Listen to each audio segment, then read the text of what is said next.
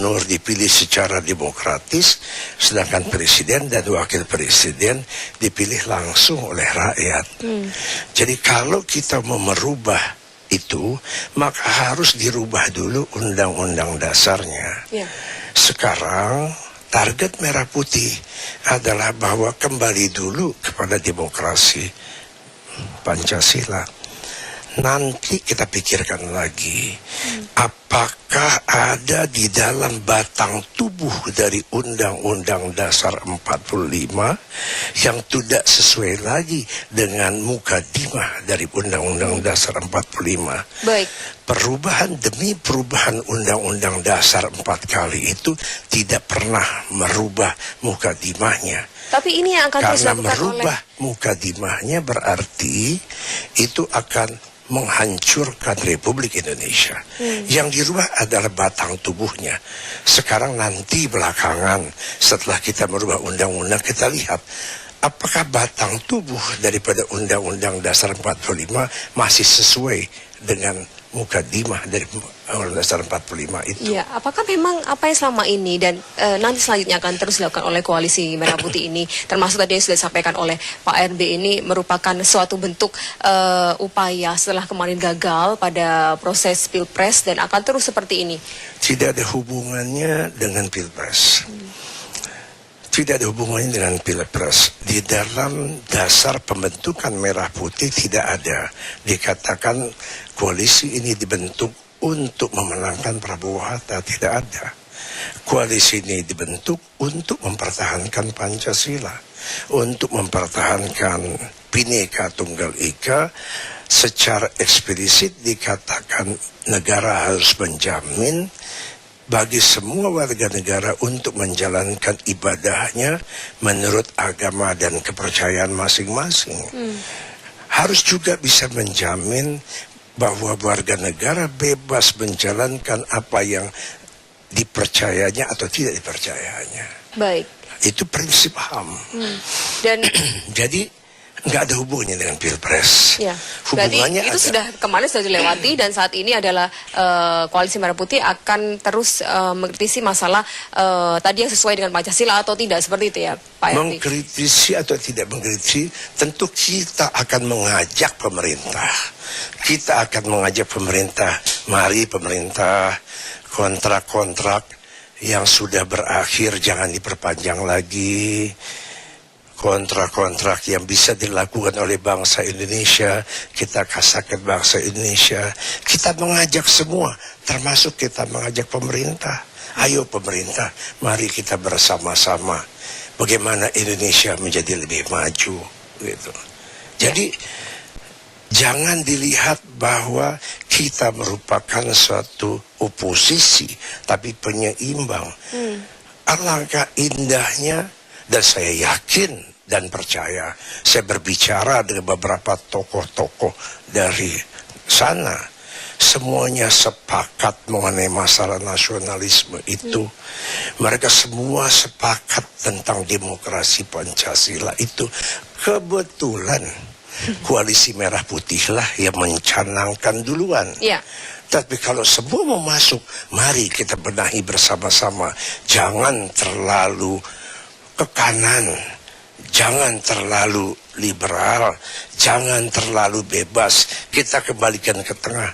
Saya yakin kalau kita bersatu, bangsa Indonesia bersatu, maka Indonesia akan jauh lebih baik lagi. Ya, itu harapannya dari koalisi Merah Putih ya, Pak RB. Dan kalau kita kembali sejenak pada tanggal 25 kemarin, apa yang dilakukan oleh fraksi-fraksi ataupun dari koalisi Merah Putih, ataupun juga dari fraksi kubu Jokowi begitu, dan juga sikap Partai Demokrat, Pak RB, Anda mengetahui sikap Partai Demokrat ini sudah bisa menebak, atau waktu itu memang Anda baru saja mengetahui itu? Tentu kita nggak bisa menebak bagaimana strategi orang.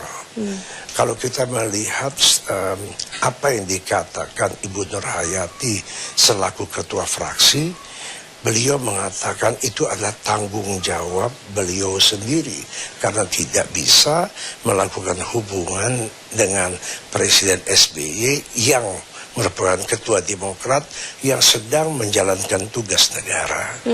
Dan itu dilakukan secara keyakinannya, dan itu yang dia mengatakan bertanggung jawab penuh. Jadi kita nggak bisa tahu apa yang mau dilakukan orang.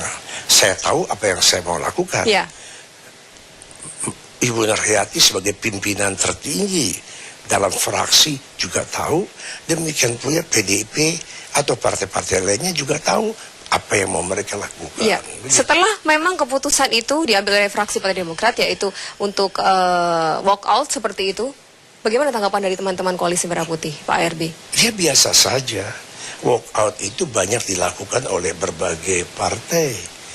Di berbagai sidang-sidang itu kalau tidak setuju, kemudian dia merasa bahwa tidak mau mengikuti persidangan karena tidak sesuai dengan hati nuraninya, dia walk out.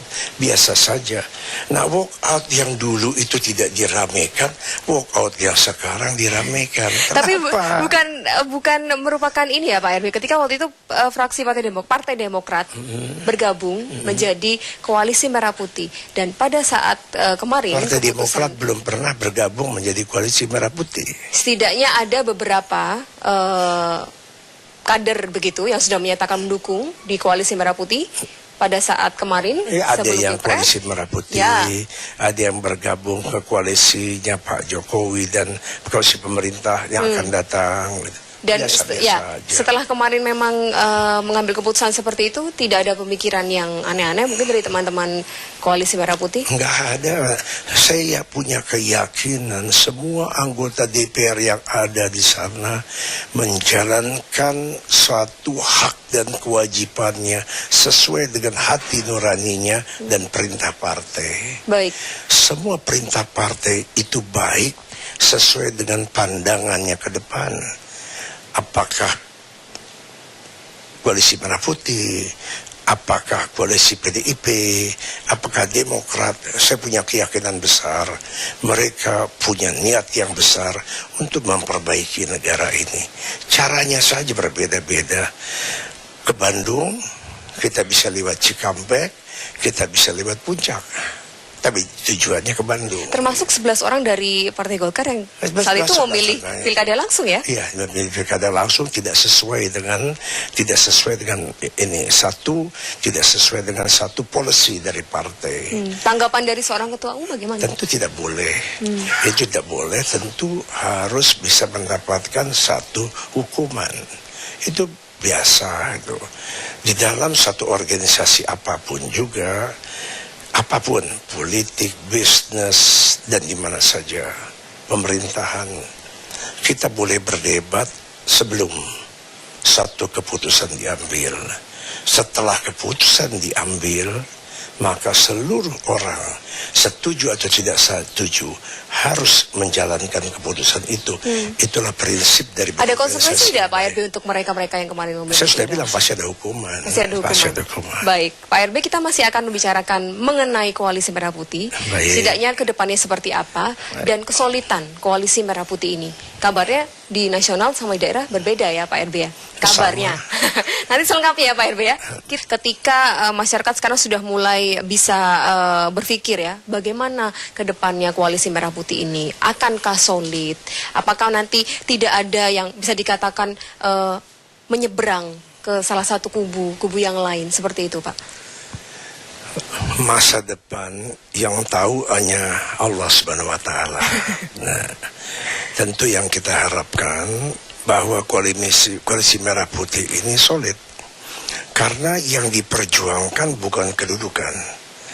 Kalau yang diperjuangkan kedudukan, maka Koalisi Merah Putih bisa tidak solid. Berbicara mengenai kedudukan berarti menteri? Bukan, maksudnya kalau kita kedudukan bupati, karena pilkada nanti gitu ya, itu bisa saja Koalisi Merah Putih bisa berbeda satu sama lainnya. Tetapi waktu kita memperjuangkan ideologi Pancasila, Koalisi Merah Putih tidak akan pecah. Jadi kita melihat dari tujuan dasar dibentuknya Koalisi Merah Putih untuk mempertahankan Pancasila sebagai satu dasar negara, sebagai azas tunggal, ini tidak akan pernah pecah dan akan diperjuangkan terus oleh Koalisi Merah Putih. Baik, Pak RB. Bila di dalam satu pilkada ada perbedaan antara satu partai dan partai lain dalam Koalisi Merah Putih, pasti dilakukan satu musyawarah mufakat. Tak bisa saja berbeda. Karena itu masalah kedudukan. Tetapi kalau masalahnya ada idealisme, kita tidak akan pernah berbeda dan tidak akan pernah pecah. Ya. Ingat Barisan Nasional di Malaysia. Kalau Barisan Nasional di Malaysia terdiri dari berbagai partai dan itu bisa lama sekali berada. Nah, kalau kita ingin memperkuat satu sistem presidensial, maka jumlah partai itu sebetulnya harus sedikit. Tapi jumlah partai di dalam parlemen kita yang akan datang adalah 10 lebih besar dari jumlah partai yang kemarin, yaitu 9. Nah, untuk dapat menyederhanakannya, dibentuklah sebuah koalisi. Alangkah baiknya bila kalau di tempat kami ada koalisi permanen merah putih, barangkali di sebelah sana ada juga koalisi permanen lain. Sehingga dengan demikian kita bisa membaginya menjadi 2. Presiden dengan sendirinya akan melakukan negosiasi hanya dengan 2 kekuatan. Berarti Pak RB di sini membaca bahwa koalisi di kubu sebelah ini kelihatannya belum permanen. Saya belum ada pengumuman kan, belum ada pengumuman. Saya mengharapkan bahwa segera diumumkan di sini koalisi merah putih, situ koalisi apa. Nah, kita berdebat untuk Indonesia ke depan. Semua dua-dua pasti niatnya baik untuk Indonesia. Cuman jalannya yang berbeda. Gitu. Itu saya kira biasa saja dan bagus untuk sistem presidensial bila koalisi itu permanen. Iya. Berarti kalau di Merah Putih sampai saat ini permanen ya Pak ya? Memang namanya koalisi permanen Merah Putih, begitu. Jadi kita harapkan bahwa semua tetap berjuang untuk memperjuangkan apa? Ideologi. Ideologi. Kalau kita orang hidup yang kita perjuangkan ada ideologi, maka kita perjuangkan sampai mati. Kita karena ideologi. Ya. Kalau perjuangkan masalahnya kedudukan, maka tentu bisa berbeda. Baik, termasuk juga Pak RB ketika berbicara mengenai dinamika politik, tentunya sudah sangat bisa dikatakan dinamis, dan juga dinamika politik di nasional juga berbeda dengan di daerah. Begitu pula dengan mungkin koalisi Merah Putih, karena kami yang mendapatkan kabarnya di daerah juga kabarnya juga cukup tidak solid. Yang berbedanya di mana? Kalau berbedanya saya sudah katakan. Kalau perbedaannya terletak pada jabatan atau kedudukan biasa saja. Tapi kalau perbedaannya pada ideologi, itu tentu kita akan tegur, kan begitu. Baik. Nah, kita coba tentu yang berbeda mengenai jabatan, kita coba untuk menyatukannya. Tapi kan namanya juga manusia, gitu. Jadi berbedakan perpecahan dengan perbedaan untuk suatu kedudukan atau jabatan. Perpecahan di dalam ideologi, nah itu yang berbahaya. Nah, ini juga berbicara mengenai kedepannya juga ini, Pak misalnya, kalau ada dari koalisi Merah Putih yang ingin memperjuangkan ideologi komunis sebagai satu dasar negara, pasti kita akan mengeluarkannya dengan segera. Begitu. Baik. Dan juga termasuk begini Pak RB, ketika memang pertarungan di parlemen ini kan sekarang dimenangkan oleh koalisi Merah Putih, begitu ya. Dan kubu Jokowi mungkin meradang dan juga bisa melakukan cara-cara seperti mengajaklah salah satu kader terbaik dari koalisi Merah Putih tergabung dalam jajaran kabinetnya. Tanggapan bisa Pak RB? saja. Bisa saja duduk di dalam kabinetnya. Ada 2 pendapat. Pendapat pertama adalah ngapain ikut pada koalisi lain. Tapi pendapat kedua adalah bila seseorang di dalam koalisi Merah Putih itu diminta karena keahliannya untuk kepentingan bangsa dan negara, kita kasih atau tidak. Yang jelas, yang sudah diputuskan Koalisi Merah Putih, bila itu terjadi, kita akan mengatakan kepada yang bersangkutan, silahkan, tapi mengundurkan diri dulu dari partai. Ya. Saya kira itu saja. Ini sudah ditegaskan sejak awal seperti ini, Pak RB, atau nantinya akan mungkin secara tegas mengumumkan? Kalau saya kira, atau Pak RB sudah mendapatkan datanya nih, nama-nama yang sudah menjadi bidikan untuk kubu sebelah? Nggak usah saya, kubu sebelah juga nggak tahu nama-nama yang masuk kabinet. Bagaimana Pak RB? Saya ketika tahu, memang apalagi mereka aja nggak tahu, apalagi saya. ini kan santer diberitakan kader dari Apa? P3, Siapa? kemudian kader dari PAN seperti itu. Tidak ada, tidak ada. Sampai sekarang saya tidak mendengar satupun dari partai-partai ini diminta oleh koalisi sebelah sana. Tapi saya katakan tadi ada dua pendapat, dan dari dua pendapat itu tentu kita lihat. Tapi bagi partai tentu mengatakan silahkan, tapi mengundurkan diri dulu dari partai. Begitu mudah saja kan. Dan juga pertanyaan saya, Pak RB, ketika memang Koalisi Merah Putih ini memenangkan pada RUU kemarin, juga merupakan pintu masuk untuk revisi tatip. Revisi seluruh undang-undang 122 undang-undang yang akan kita revisi. Jadi memang suatu perjuangan yang tidak mudah, karena kita sudah terlanjur mencoba melakukan demokrasi ala barat. Sudah terlanjur begitu jauh, begitu banyak satu efek negatifnya. Kita mau kembalikan, kan banyak yang sudah menikmati itu. Mengembalikannya bukan satu hal yang mudah, tapi kita harus berjuang. Undang-undang perbankan misalnya, resiprokal lah. Malaysia bolehnya hanya 49%, masa di Indonesia bisa 90%? Atau 100%, kan nggak bisa. Kalau gas misalnya, gas diperlukan di Indonesia, kenapa harus kita ekspor? Kita impor BBM yang mahal dan kotor, kita ekspor gas yang bersih dan murah, begitu. Nah itu undang-undangnya mesti kita rubah. Kita nggak boleh mengatakan bahwa globalisasi ini meniadakan kepentingan negara, kepentingan sebuah bangsa. Kepentingan sebuah bangsa harus terus diperjuangkan di dalam era globalisasi ini. Baik, dan setiap undang-undang juga berpeluang untuk dibawa ke MK, Pak RB, untuk judicial review, termasuk undang-undang yang kemarin saja juga baru disahkan. Banyak sekali yang bisa dibawa MK. Kemarin pemilihan presiden juga dibawa ke MK juga. Ya. Undang-undang pilkada mau dibawa ke MK, ya biasa-biasa saja. Nggak ada yang istimewa. Ya. Kita tahu ada 500 kabupaten dibawa ke MK semua. Nggak jadi soal. Jadi itu bukan merupakan suatu masalah ya? Nggak suatu masalah, itu biasa-biasa saja gitu. Dan juga Koalisi Merah Putih ini yang paling penting, Pak RB, ketika bertanya sekali lagi bagaimana untuk selanjutnya kemudian membangun hubungan yang baik dengan antar sesama Koalisi Merah Putih, dan juga bagaimana untuk menjaga hubungan yang harmonis dengan pemerintah saat ini juga.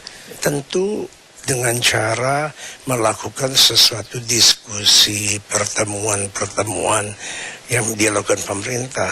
Pemerintah pasti perlu Koalisi Merah Putih. Koalisi Merah Putih pasti perlu pemerintah.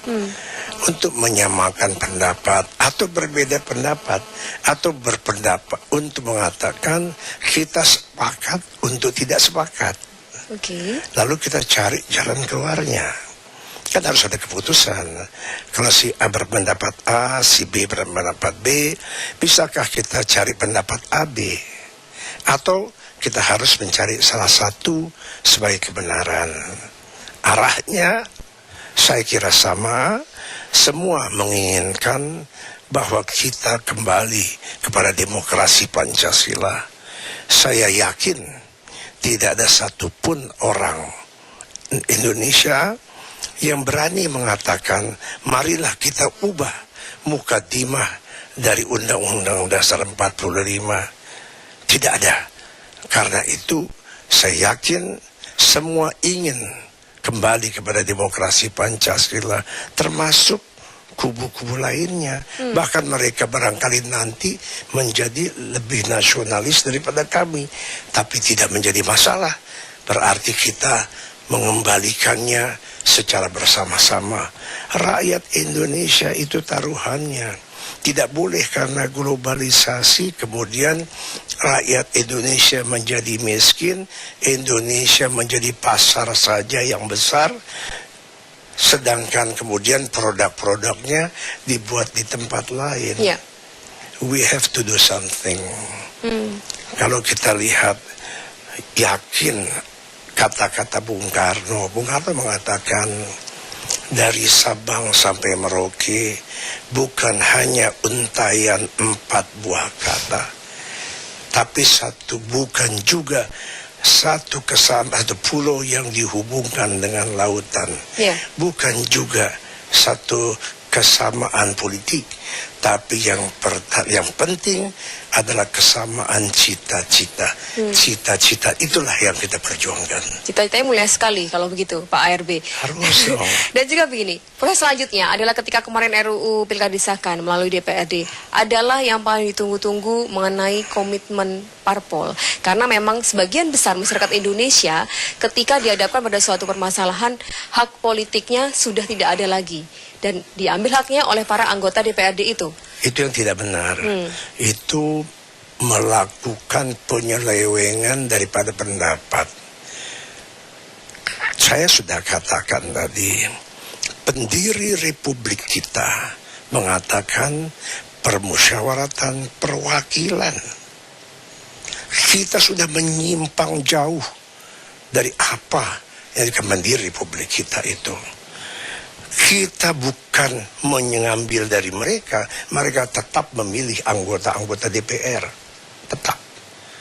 Bukankah kalau kita lihat di negara-negara lain, Inggris misalnya, juga melakukan melalui satu negara. Inggris nggak bisa dibilang tidak demokratis dong.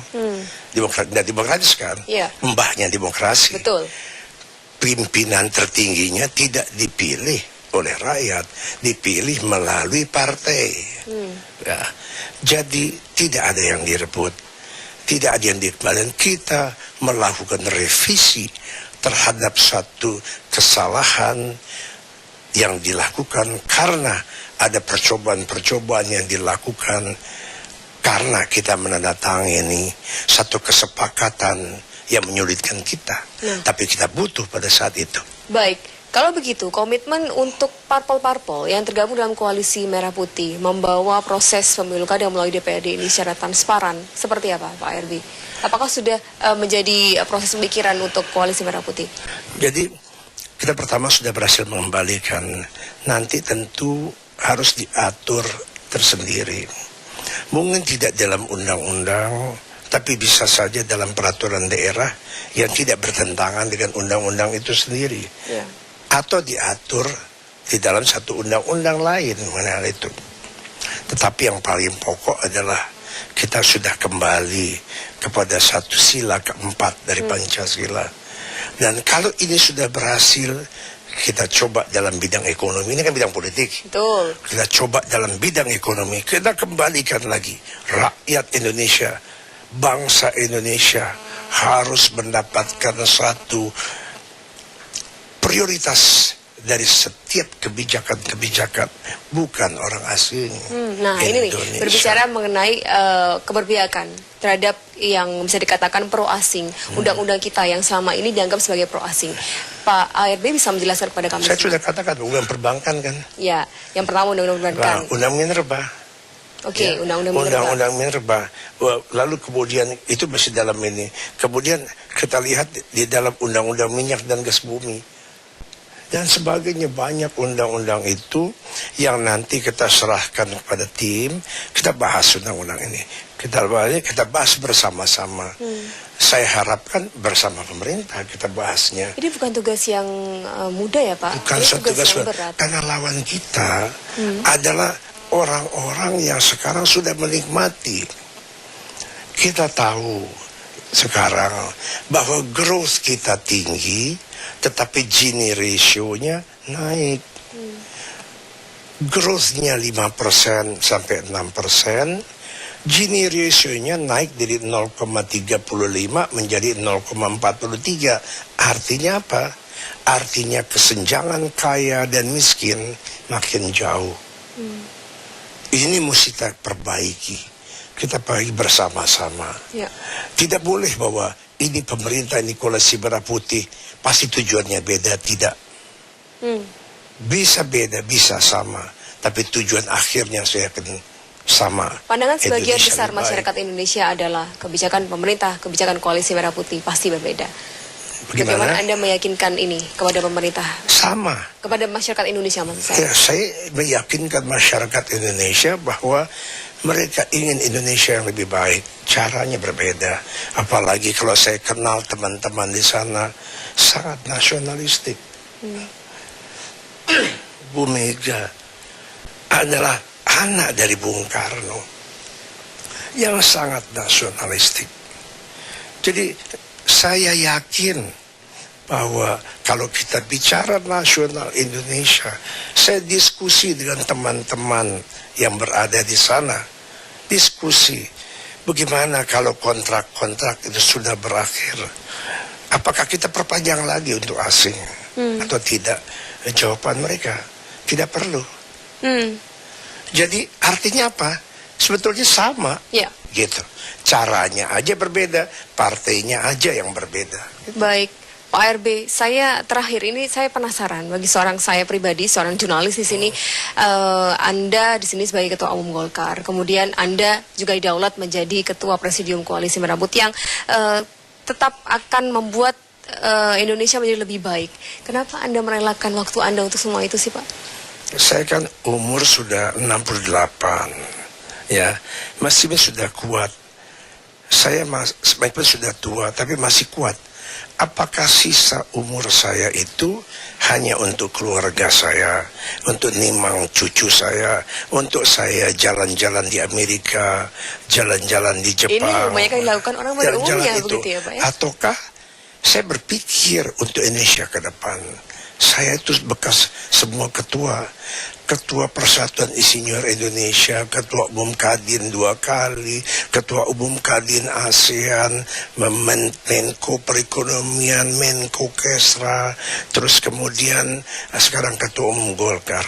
Banyak sekali orang menginginkan jabatan-jabatan itu, satu aja. Saya dapat semua. Lalu apa? Kita kembalikan kepada masyarakat apa? Ini Allah kasih begitu, apa yang kita kembalikan dengan memikirkan Indonesia yang lebih baik. Baik, tidak pernah lelah ya Pak RB? Kenapa? Tidak akan pernah lelah ya? Lelah enggak. kalau semua dari hati dengan tenang pasti gak lelah. Baik, cukup mulia Pak RB. Dan setiap apapun yang memang nantinya menjadi keputusan Koalisi Merah Putih akan selalu kami kritisi sebagai media. Terima kasih Pak RB atas perbincangan panjang kita di Kabar Petang kali ini. Sementara itu saja, langsung dari kediaman Ketua Presidium Koalisi Merah Putih, Bapak Abu Rizal Bakri, saya kembalikan ke Elvira.